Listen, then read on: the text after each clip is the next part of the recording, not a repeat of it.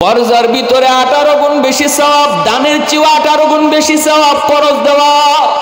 আম্মা জান আয়েশা সিদ্দিকা রাদিয়াল্লাহু তাআলা আনহা বলেছিলেন, নবী গো, কর্জা দেওয়ার মধ্যে দানের চেয়ে বেশি সওয়াব কেমনে হয়? রাসূল বলেন, আয়েশা, দান যেই মানুষটারে করা হয়, দান করা হয় যে মানুষটা ভিক্ষা করতে জানে, যে মানুষটা হাত পাততে জানে, তারে দান করা হয়। কিন্তু কর্জা ওই মানুষটারে দেওয়া হয় যেই মানুষটা সম্মানের কারণে মানুষের কাছে হাত পাততে পারে না, সল করতে পারে না। অতএব কর্জ দিয়ে একজন সম্মানী মানুষের সম্মান যে রক্ষা করেছো, কর্জা দিয়া সম্মানী মানুষের সম্মান যে তুমি রক্ষা করছো, এজন্য দানের চেয়ে 18 গুণ সওয়াব আল্লাহ বেশি দেয়। কিন্তু আমাদের সমাজে কর্জা উঠে গেল, কারণ হলো কর্জা টাকা আর ফেরত পাওয়া যায় না। জুতা ক্ষয় হয়ে যায়, কর্জা টাকা তোলা যায় না।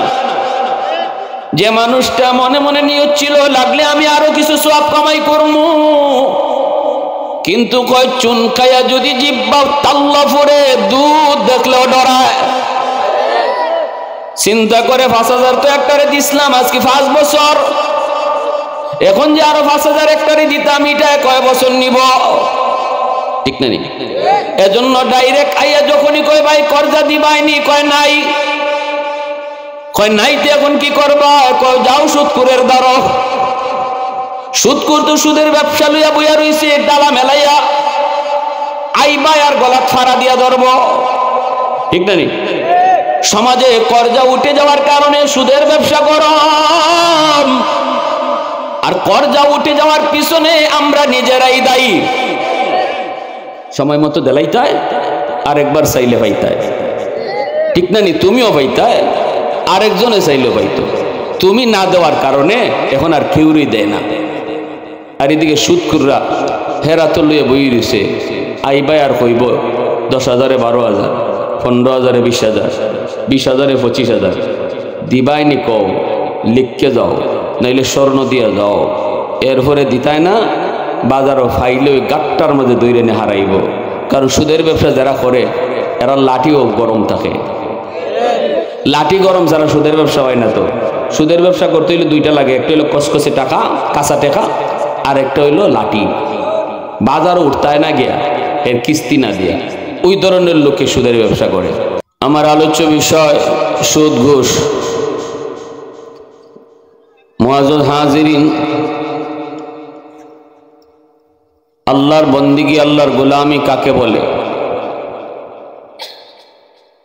আল্লাহ পাকের গোলামি শুধু নামাজের ভিতরেই সীমাবদ্ধ না, রোজার মধ্যেই সীমাবদ্ধ না, শুধু আল্লাহর আদেশ মানার নামই ইবাদত না, বরং আল্লাহ যা নিষেধ করেন এই নিষেধ থেকে বাঁচার নাম হলো আসল ইবাদত। আমরা আল্লাহর আদেশটা কম বেশি সকলেই মানার চেষ্টা করি, কিন্তু আল্লাহ যে সমস্ত কাজ নিষেধ করেছেন এই নিষিদ্ধ কাজ থেকে নিজের বিরত রাখার ব্যাপারে আমরা অনেকেই গাফেল। নামাজ পড়ি ঠিক, আবার হারামও খাই, আসেনি না? নাই। রোজা রাখি ঠিকই, রোজার মাসে রোজা রাখি, মিশা কথাও কই, গীবতও করি। ওই আদেশটা মানলাম, কিন্তু মিশা কথা যে সারণ, এটা আমরা কম বুঝি। রোজা রাখতেইব ভালা বুঝি, মিশা কথা কোন যাইতো না, এটা একটু কম বুঝি। আরেকজনে বদনাম করণ যাইতো না, এটা একটু কম বুঝি আমরা। 4 দোকানে বইলেই বা 2জন 3জন একখানো ওইলেই আমরা গীবতের আসর গরম হয়ে যায়, বদনামের আসর। অথচ নামাজটা খালি পড়ে গেছি, আল্লাহর হুকুম মানছি, কিন্তু যে কামটা অহন করতেছি এটা কিন্তু আল্লাহ নিষেধ। আদেশটা মান্য আইছি, নিষেধটা মানতে রাজি না। ঠিক কিনা জোরে বলেন? হ্যাঁ। এই জন্য প্যারে হাজিরিন, আমার তিলাওয়াতকৃত আয়াতে আল্লাহ বলেন, যদি তোমরা ঈমানের সাথে নেক আমল করো আমি আল্লাহ তোমাদেরকে 2টা পুরস্কার দেব। একটা পুরস্কার দুনিয়াতে নগদ, আরেকটা পুরস্কার আল্লাহ দিবেন আখেরাতে বাকি। একটা পুরস্কার আল্লাহ দেলাইবা নগদ, আরেকটা কইন বাকি। শর্ত দুইটা, ইমানের সাথে নেক আমল।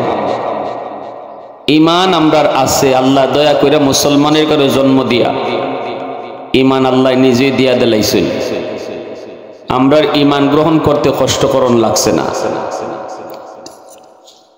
আল্লাহর পুরস্কার যদি একজন হিন্দু নিতে চায় তাইলে তার দুইও শর্ত মানন লাগবো। প্রথমে ইমান আনন লাগবো, এরপরে নেক আমল করা লাগবো। খ্রিস্টানে যদি আল্লাহর পুরস্কার নিতে চায় শর্ত দুইটা মান্য নিতেইব, আগে ইমান আনো এরপরে নেক আমল করো। কিন্তু আমরা যদি আল্লাহর পুরস্কার নিতাম চাই, আমরার দুইও শর্ত লাগে না, একটা মানলেই হয়, আরেকটা আল্লাহ নিজেই দিলাইছেন। এটা আল্লাহর দয়া, ঠিক না নি? মুসলমানের ঘরে আল্লাহ আমরারে জন্ম না দিয়া যদি আল্লাহ কোনো বিজাতীয় লোকের ঘরে জন্ম দিতা তাইলে আমার আপনার কিচ্ছু করার আছিল নি, কিচ্ছু তো করার ছিল না। এটা আল্লাহর ইচ্ছা। আল্লাহ যদি হিন্দুর ঘরে দিলাইতা, খ্রিস্টানের ঘরে দিলাইতা, এটা আল্লাহ পারতা। আমরা আল্লাহর কাছে কোনো দরখাস্ত করছি না যে আল্লাহ দুনিয়া যদি আমারে পাঠাওতে মুসলমানের ঘরে পাঠাইও, এই ধরনের কোনো আবদারও আল্লাহর কাছে করছি না। আল্লাহ নিজের দয়ার মায়ায় আমরারে মুসলমানের ঘরে জন্ম দিয়া দৌলতে ইমান সাথে দিয়া দিলাইছে। এজন্য আল্লাহর দরবারে আবার শুকরিয়া আদায় করি, বলি আলহামদুলিল্লাহ। আরো জোরে বলি আলহামদুলিল্লাহ। এরপরে যেটা আমরা পালন করতাম এটা হইল নেক আমল। ওই নেক আমলটার অর্থ হইল আল্লাহর আদেশ মানা আর নিষেধ থেকে বাঁচা। আদেশ মানো, নিষেধ থেকে বাঁচো। নিষিদ্ধ কামগুলা কি কি? নিষিদ্ধ কামের ভিতরে আমার আলোচ্য বিষয় যে দুইটা, এটাও নিষিদ্ধ একটা আল্লাহর নিষিদ্ধ কাম, যেটা আল্লাহ নিষেধ করছেন। সুদ খায়ও না, সুদকে আল্লাহ হালাল করছেন না হারাম করছেন। ওয়া আহাল্লাল্লাহুল বাইআ ওয়া হাররামার রিবা। আল্লাহ বলেন আমি ব্যবসাকে হালাল করেছি আর সুদকে হারাম করেছি। তাহলে ব্যবসারে হালাল করছেন যিনি, সুদরে হারাম করছেন তিনি, ঠিক না? যদিও আমরা দেখি যে ব্যবসার মাঝে তো আমি দেখতেছি যে লাভ হয়, সুদেও তো এরকম লাভই হয়, দুইটা তো দেখতে একরকমই। এটা আমার আপনার যুক্তি খাটাইলে কোনো লাভ নাই। আল্লাহর হুকুমের সামনে কোনো যুক্তি চলবো? আল্লাহর হুকুমের সামনে কোনো যুক্তি চলতো না। কইবেন যে হুজুর ব্যবসায় লাভ করে, সুদেও লাভ করে, তো অসুবিধা। এটা আমার এখন কেন লাগে? এটা আল্লাহরে করেন আপনি, এটা আমারে করেন না। আপনি আল্লাহরে জিগান যে আল্লাহ আপনি এটা কি করলেন, সুদরে হারাম করলেন কেনে? আমি যদি দেখি সুদ আর ব্যবসা একরকম হবে। আল্লাহ নিজেও কইছেন যে এরা সুদ আর ব্যবসারে একরকম মনে করে, অথচ সুদরে আমি আল্লাহ হারাম করেছি আর ব্যবসারে হালাল করেছি। কারণ হলো সুদের দ্বারা এক শ্রেণীর মানুষ খালি উপরে উঠে আর এক শ্রেণীর মানুষ খালি নিচে নামে। আর ব্যবসার দ্বারা দুইজনের হাজত পুরা হয়। ব্যবসার মাঝে হয়েছে একজনে আমার কাছে পানি আছে, টেকা নাই, আপনার কাছে টেকা আছে পানি নাই।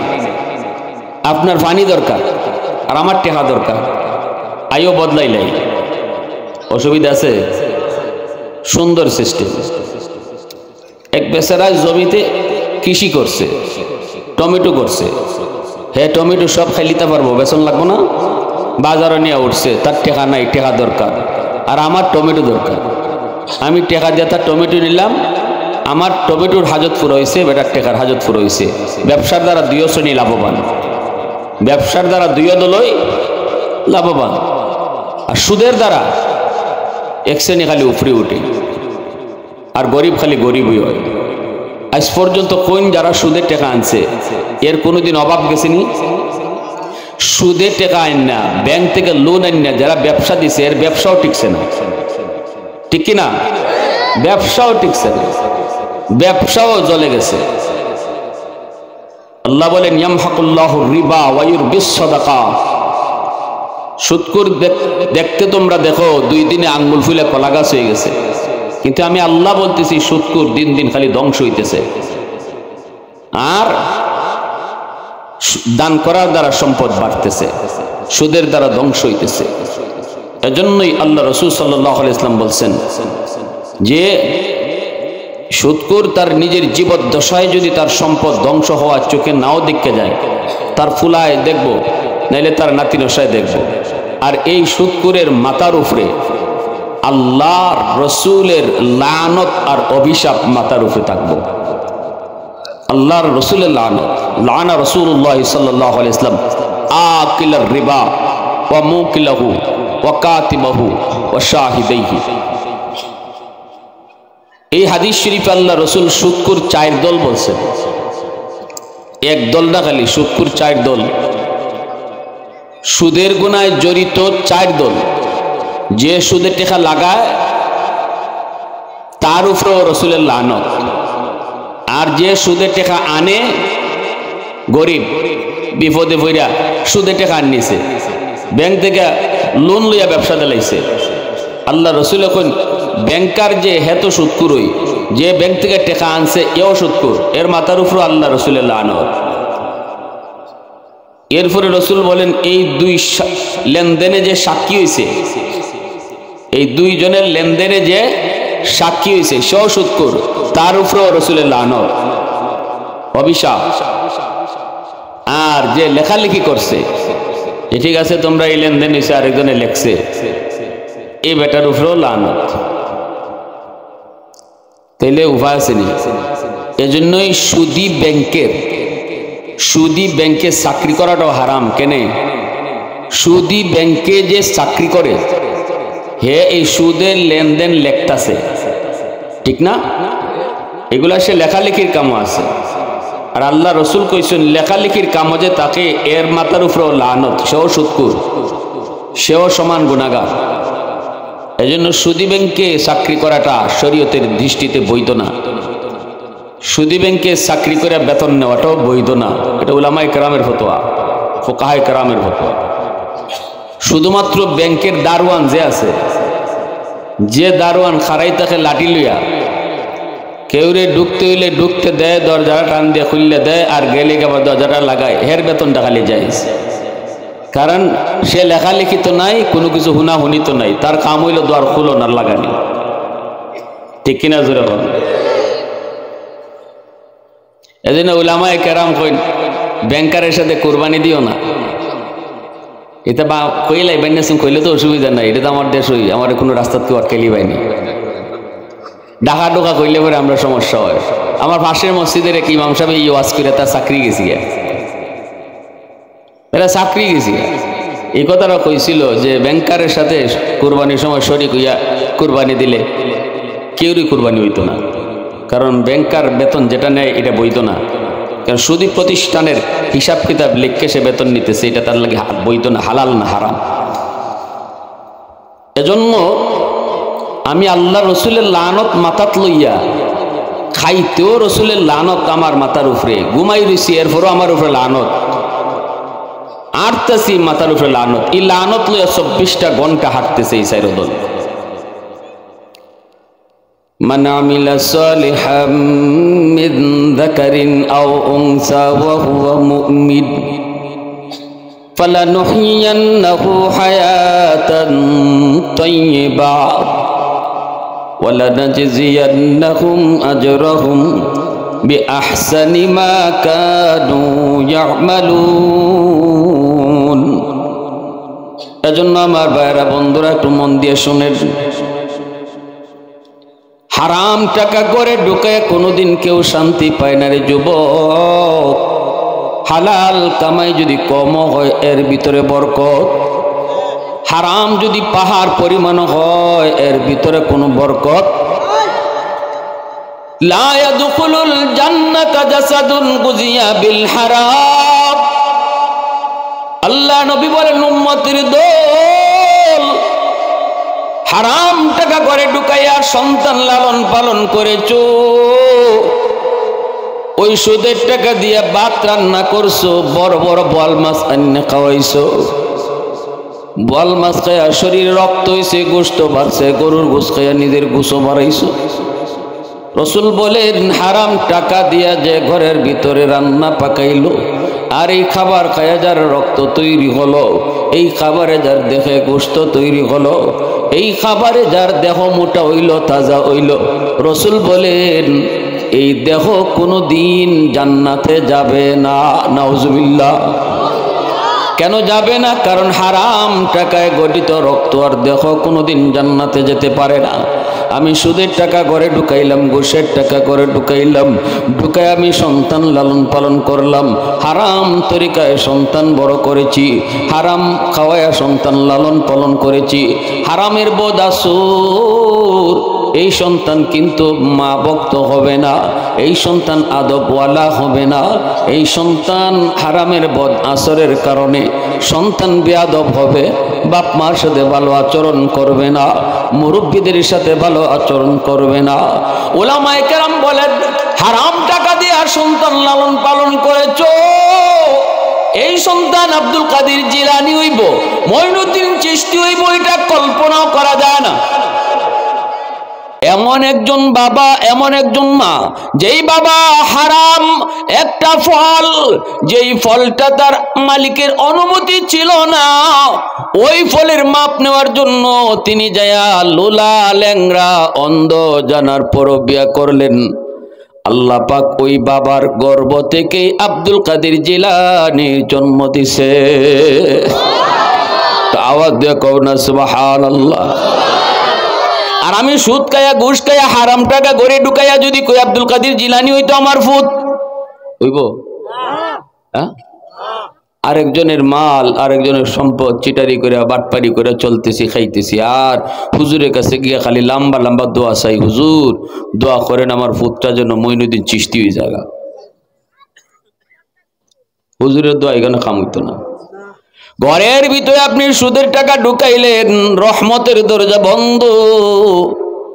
ঘরের ভিতরে সুদের টাকা, ঘুষের টাকা ঢুকাইলেন, চিটারি বাটপারির টাকা ঢুকাইলেন, ধোঁকাবাজির টাকা ঢুকাইলেন, বন্ধ গিয়া জমির আইল কাটলেন।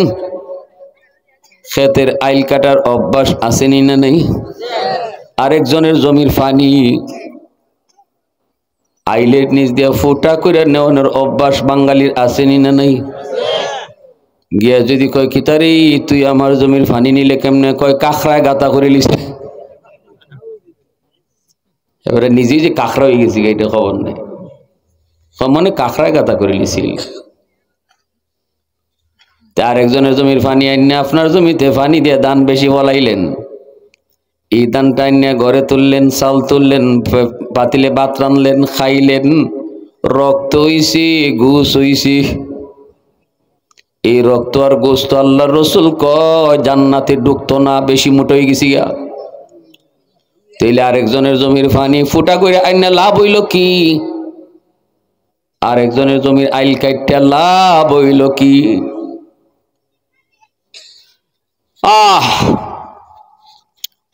যেই করে হারাম টাকা ঢুকে এই করে রহমত আয় না।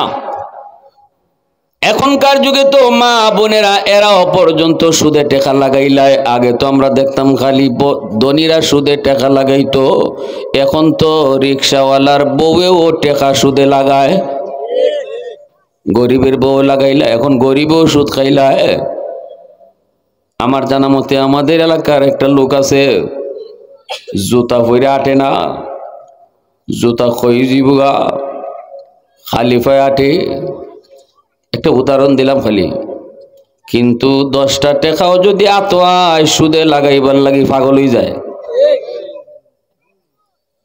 মহিলারা 5000 টাকা যদি কোনো রকম জমাইতে পারে, তাড়াতাড়ি মলার মহিলা কইতেছি না, যদি খালি কোনো রকম কিছু টাকা জমি যায়, লাগাইলা, কিতা লাগাইতাম, লাগাইলা, লাগানি মানে হইছে সুদে লাগানি, ঠিক না নি? কারণ আমরা কিছু শব্দ ব্যবহার করছি, বাঙালি সালাক্যা বাঙালি তো সরাসরি নাম লয় না সুদের, তেরায়া বেড়াইয়া মাতে। শুদ্ধ ভাষায় কয়, ডাকাইয়া ভাষায় সুদ রে কয় ইন্টারেস্ট, আর আমরা বান্য সঙ্গে ভাষায় কয় লাগাইলা, বান্য সঙ্গে ভাষায় লাগানি। অমুকের সাথে অত লাগাইছে, 10,000 লাগাইছে, 15,000 লাগাইছে, এটি সে লাগানি, এটা সুদ কয় না। আর ডাকাই ডাকাইয়ারা কয় ইন্টারেস্ট। হুজুর আমরা সুদ খাই না, কিতা খাও? কয় ইন্টারেস্ট খাই। আপনারা তো সুদেন না হারাম খন? আল্লাহ সুদ নেন না হারাম করছে, ইন্টারেস্ট কোন আল্লাহ হারাম করছে? তা আমি কইলাম জিনিস তো একটাই। কয় জিনিস একটাই সেদিকে দিয়েছে, নাম বদলাইছি না। আমি কিন্তু নাম বদলাইলেই যদি জিনিস বদলে জায়গা, তে কালা কুত্তারে কালা ছাগল কইয়া যাব করে খাইলাম দেখি। নাম বদলাইলে যদি জিনিস বদলে জায়গা, আপনি কালা কুত্তারে জব করেন, আর আমরা গিয়ে ঘুমে বেটা কুত্তা জব করলে কিতা? আপনি ঘুমেন তোরা কুত্তা কইলে কি হয়েছে? আমি নাম রাখছি ছাগল, আমি নাম রাখছি ছাগল। ইজাত পাগল কি বাঙালি আছে নি কেউ? তে নাম বদলিলে জিনিস বদলে না, জুড়ে বলেন বদলে। ঢা গেছে এক বেটা গিয়া হোটেলও খাইতে বইছে, বাঙালি গ্রামের মানুষ, ধরেন সিলেটেরই। খায় বেটা, বেটা বুক লাগছে বাতান। তো ডাকে মেসিয়ার ফুলা, কয় কি খাবেন? কয় আছে কি? কয় রুই মাছ, কাতল মাছ, শিং মাছ, ফুটি মাছ, মিনি মাছ, চিংড়ি মাছ। বেটার সাথে সাথে কয় রুইও চিনলাম, কাতলও চিনলাম, শিংও চিনলাম, চিংড়িও চিনলাম, কিন্তু মিনি কুন্ডারে এটারে দৈরা লই আয়। জীবনে মিনি মাছ নামই শুনছি না, খাই মধুরের কথা। এটারে আজকে দেখমো খাইমো। এক বেটা মিনি মাছ লই আয়। হ্যাঁ লই আইছে মিনি মাছ। প্লেটের মাঝে আনার পরে বেটা বড় বড় চোখ বানায় খালি চা কই, মা এটা কি টানলো? এটা দিয়ে বেদা বেদা লাগে। আমরা যে বেদা মাছ সেটি বেদা বেদা লাগে, এটাতে উল্টাইয়া 100% শিওর হয়েছে এটা বেদা।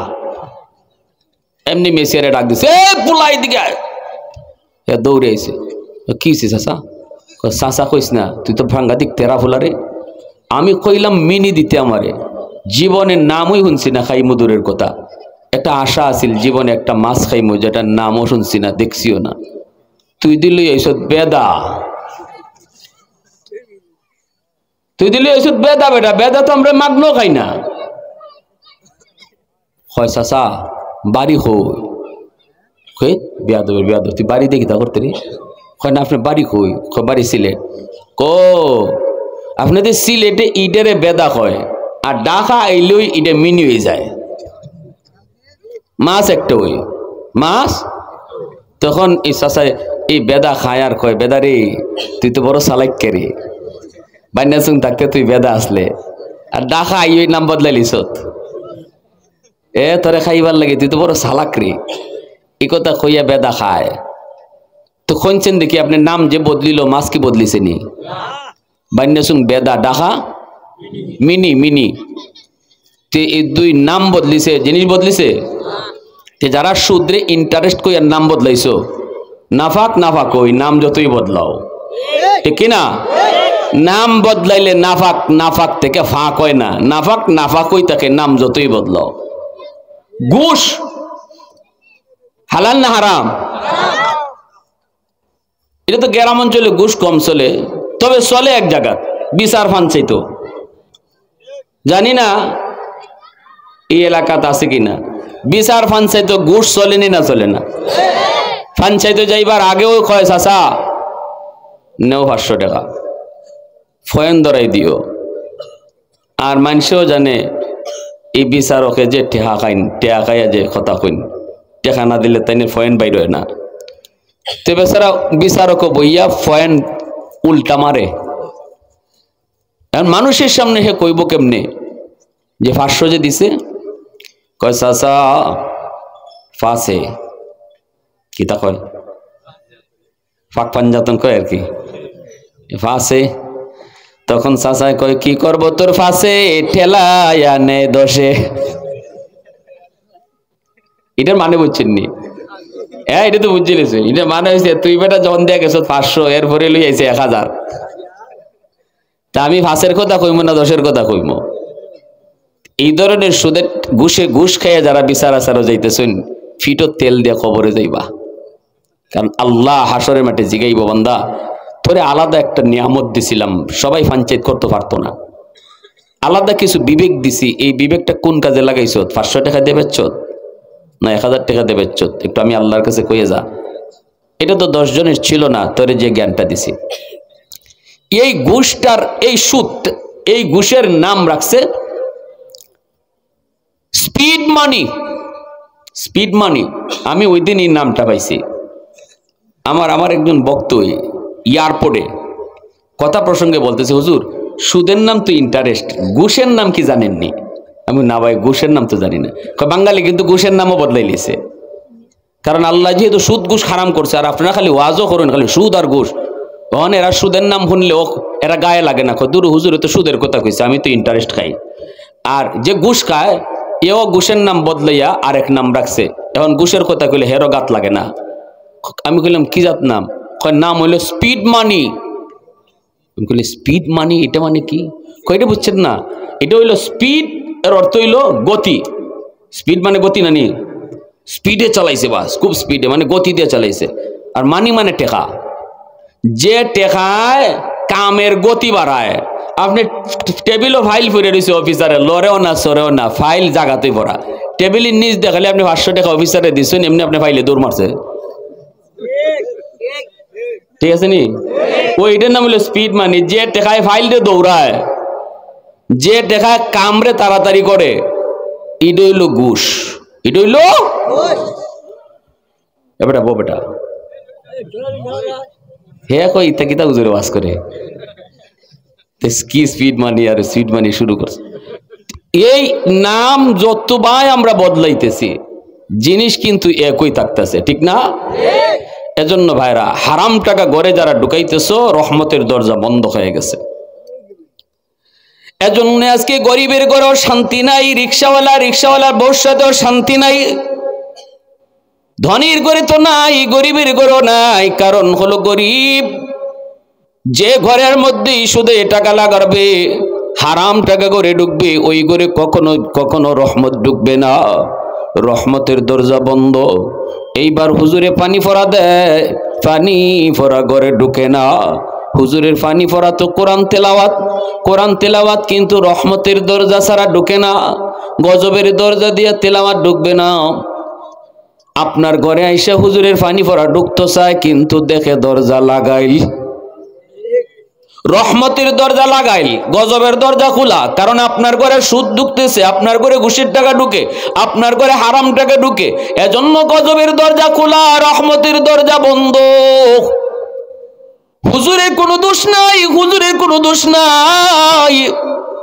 হায় রে, হুজুরের পানি ফোড়া আনলাম, কাম হয় না, ফুলাই দিয়ে আগের থেকে আরো বেশি তেরামি করে, ফুরি দিয়ে আগের থেকে আরো বেশি উল্টা চলে। হুজুরের পানি পড়া গেল কই? এখনকার দিনের হুজুর আর হুজুর নাই, এখন সব দোষ হুজুরের। হুজুর আসিল আগের হুজুর, ফু দিলে ডাইরেক্ট 100। আর এখনের হুজুরের কাছ থেকে 3 বার পানি পড়া আনলে ফুলা আরো বেশি তেরা হয়। আমি বলি আগের হুজুররা যে কোরআন পড়া ফু দিত, এখনের হুজুররা ওই কোরআন পড়াই ফু দেয়। আগের হুজুররা যে কোরআন পড়া ফু দিত, ওই কোরআন আপনার ঘরে গিয়া দেখো রহমতের দরজা খোলা, গজবের দরজা বন্ধ। কারণ এক সময়ে মুসলমানের ঘরে ঘরে কোরআন তেলাওয়াত চালু ছিল, সুদের প্রচলন এত বেশি ছিল না, গরিবের সুদ খাওয়া চিনত না, রিক্সাওয়ালার বউয়ের সুদ খাওয়া চিনত না, না না, একটা শ্রেণীর মানুষই শুধু সুদের ব্যবসা করত। কিন্তু আজকে সমাজে রন্ধ্রে রন্ধ্রে সুদ ঢুকে যাওয়ার কারণে গরিবের ঘরেও রহমতের দরজা বন্ধ হয়ে গেছে। আগের যুগের হুজুরদের পানি পড়ায় কাম হইতো, কারণ মুসলমানের ঘরে রহমতের দরজা বন্ধ থাকতো না, রহমতের দরজা খোলা থাকতো। ফজরের পরে কোরআন তেলাওয়াতের আওয়াজ শোনা যাইতো, মাগরিবের পরেও কোরআন তেলাওয়াতের আওয়াজ শোনা যাইতো, রহমতের দরজা তাদের খোলা ছিল। হুজুরের পানি পড়া হয়ে যায়, রহমতের দরজা দিয়া ঢুকতো। আর এখনের হুজুরদের পানি পড়া যায়, ঢুকতে চায়, কিন্তু যা দেখে আপনার ঘরের রহমতের দরজা বন্ধ, গজবের দরজা খোলা। গজবের দরজা দিয়ে কখনো কোরআন তেলাওয়াত ঢুকবে না, গজবের দরজা দিয়ে কখনো পানি পড়া যায় ঢুকবে না। এজন্যই তো ভাইরা বলতেছিলাম, এ ভাই মনে রাখবেন, হারাম টাকা গড়ে ঢুকায় যারা সন্তান লালন পালন করো, এই সন্তান কিন্তু কিয়ামতের ময়দানে বিন্দু পরিমাণও তোমার পক্ষে কথা বলবে না। যেই হারাম টাকা গড়ে ঢুকাইয়া বউরে তুমি খাওয়াইতেছো ফালতেছো, এই বউ কিন্তু হাসরের মাঠে তোমার পক্ষে কথা বলবে না, বরং আল্লাহর সামনে কইব, মালিক আমি কিছু জানি না, আমি কিছু জানি না, আমি কি আমার স্বামীরে কইছি নাকি সুদের টাকা গড়ে আইনা ঢুকাই আমরা খাওয়াইতো? আমি কি আমার স্বামীরে কইছি নাকি সুদের টাকা দিয়ে আমার স্বর্ণ কিনা দিত, আমার ঈদের পোশাক কিনা দিত? কেন সে কিনলো আমি জানি না। এইভাবে মা বাবা ভাই বোন স্বামী স্ত্রী সন্তান কেউ কারো পক্ষে কথা বলবে না, সবাই শুধু নিজেকে নিয়ে ব্যস্ত থাকবে। আল্লাহর সামনে শুধু একটা কথাই বলবে, ইয়া নফসি ইয়া নফসি ইয়া নফসি ইয়া নফসি। আল্লাহ আমার স্বামীর ব্যাপারে আমারে কিছু জিগায়ও না, আমি আমারে নিয়ে চিন্তিত। ছেলেকে আল্লাহ আমার বাপের বিষয়ে আমারে কিছু জিগায়ও না, বাপরিকে জিগাও বাপি কিতা করছে, আমি আমারে নিয়ে চিন্তিত। সন্তানের ব্যাপারে আমারে কিছু জিগায়ও না, আমি আমাকে নিয়ে চিন্তিত। ইয়াউমা ইয়াফিরুল মারউ মিন আখিহি ওয়া উম্মিহি ওয়া আবিহি ওয়া সাহিবাতিহি ওয়া বানিহি। আল্লাহ পাক নিজেই বলেছে, প্রত্যেকে নিজেকে নিজে নিয়ে পেরেশান থাকবে, পেরেশান থাকবে। কিয়ামতের ময়দান বিন্দু পরিমাণ কেউ কাউকে দরদ দেখাবে না, কেউ কাউকে বিন্দু পরিমাণ মায়া দেখাবে না। আল্লাহর রাসূল কিয়ামতের ময়দানে রাসূল বলেন, আমি মেরাজের রজনীতে আমি যখন জান্নাত জাহান্নাম দেখলাম, তখন আমি দেখলাম জাহান্নামের ভিতরে একদল মানুষ পেটের ভিতরে সাপ ভরা। আমি দেখেছি বুতুনুহুম কাল বুয়ুত ফিহাল হাইয়াত তুরা মিন খারিজ বুতুনিহিম। আমি দেখেছি ওই মানুষগুলার পেট ভরা সাপ, এই সাপ পায়খানার রাস্তা দিয়ে বের হইতেছে। আমি দেখেছি ওই সাপগুলি তার নাকের ছিদ্র দিয়ে বের হইতেছে। আমি দেখেছি তার বডির ছিদ্র দিয়ে সাপ বেরিতেছে। আমি জিব্রাইলকে বললাম, ভাই জিব্রাইল মান হাউলা, ভাই জিব্রাইল এরা কারা? জিব্রাইল আমিন বলে, নবী গো এরা হাউলাই আকালাতুর রিবা, এরা আপনার উম্মতের ভিতরে যারা সুদখোর ছিল, যারা সুদে টাকা লাগাইতো, যারা সুদে টাকা আনতো, যারা সুদের সাক্ষী থাকতো, যারা সুদের লেনদেন লেখতো, এই চার দল। এরা পেট ভরা সাপ, নাকের ছিদ্র বডির ছিদ্র দিয়া সাপ বেরিতেছে। আল্লাহ রসুল বলেন, জাহান্নামের ভিতরে অনেক প্রকারের শাস্তি আছে, তবে অপমানজনক শাস্তি হলো সুদখোরের শাস্তি। তো আছে সবার, কিন্তু সুদখোরের শাস্তিটা হলো অপমানজনক শাস্তি। রসুল আরো বলেন, আমি দেখেছি রক্তের নদীর মধ্যে তারা সাঁতরাইতেছে, কুল কিনারা পায় না, কিনারে আসা মাত্রই একজন ফেরেশতা অনেক বড় পাথর নিয়ে তার মাথার মধ্যে আঘাত করে, সাথে সাথে আবার সাগরের মাঝখানে যায়, আবার হাবুডুবু খায় রক্তের সাগরে। কে গো? জিব্রাইল। নবী গো এরা সুদখোর, এরা সুদের ব্যবসা করতো, সুদে টাকা লাগাইতো, সুদে টাকা আনতো। গরিবে কইব, হুজুর সুদ করে ছাড়া তো এখন কেউ টাকা দেয় না, আমি বিপদে পড়েছি, আমার টাকার প্রয়োজন, কেউ তো কর্জা দেয় না। আমি বলি, কর্জা সমাজে উঠে যাওয়ার পিছনেও কারণ আমি নিজেই। আমাদের সমাজে কর্জা উঠে গেছে, কারণ হলো কর্জা টাকা কেউ নিলে এটা ফেরত দিতে মন চায় না। কর্জার ভিতরে 18 গুণ বেশি সওয়াব, দানের চেয়ে 18 গুণ বেশি সওয়াব কর্জ দেওয়া। আম্মা জান আয়েশা সিদ্দিকা রাদিয়াল্লাহু তাআলা আনহা বলেছিলেন, নবী গো কর্জা দেওয়ার মধ্যে দানের চেয়ে বেশি সওয়াব কেমনে হয়? রসুল বলেন, আয়েশা, দান যেই মানুষটারে করা হয়, দান করা হয় যে মানুষটা ভিক্ষা করতে জানে, যে মানুষটা হাত পাততে জানে, তারে দান করা হয়। কিন্তু কর্জা ওই মানুষটারে দেওয়া হয় যেই মানুষটা সম্মানের কারণে মানুষের কাছে হাত পাততে পারে না, চল করতে পারে না। অতএব কর্জ দিয়ে একজন সম্মানী মানুষের সম্মান যে রক্ষা করেছো, কর্জা দিয়া সম্মানী মানুষের সম্মান যে তুমি রক্ষা করছো, এজন্য দানের চেয়ে 18 গুণ সওয়াব আল্লাহ বেশি দেয়। কিন্তু আমাদের সমাজে কর্জা উঠে গেল, কারণ হলো কর্জা টাকা আর ফেরত পাওয়া যায় না। জুতা ক্ষয় হয়ে যায়, কর্জা টাকা তোলা যায় না। যে মানুষটা মনে মনে নিয়ত ছিল লাগলে আমি আরো কিছু সওয়াব কামাই করবো, কিন্তু কয় চুন খাইয়া যদি জিব্বা তাল্লা পড়ে দুধ দেখলেও ডরায়। চিন্তা করে 5,000 তো একটারে দিছিলাম আজকে 5 বছর, এখন যে আরো 5,000 একটারে দিতাম, এটা কয় বছর নিব? ঠিক না? এজন্য ডাইরেক্ট আইয়া যখনই কয় ভাই কর্জা দিবাইনি, কয় নাই। কয় নাই তো এখন কি করবা? কয় যাও সুদকুরের দ্বারা। সুদকুর তো সুদের ব্যবসা লইয়া বইয়া রইছে, ডালা মেলাইয়া আইবা আর গলাত ফাড়া দিয়া ধরব। ঠিক না? সমাজে কর্জা উঠে যাওয়ার কারণে সুদের ব্যবসা গরম, আর কর্জা উঠে যাওয়ার পিছনে আমরা নিজেরাই দায়ী। সময় মতো দেলাইতায় আরেকবার চাইলে পাইতায়। ঠিক না? তুমিও পাইতায়, আরেকজনে চাইলেও পাইতো। তুমি না দেওয়ার কারণে এখন আর কেউই দেয় না।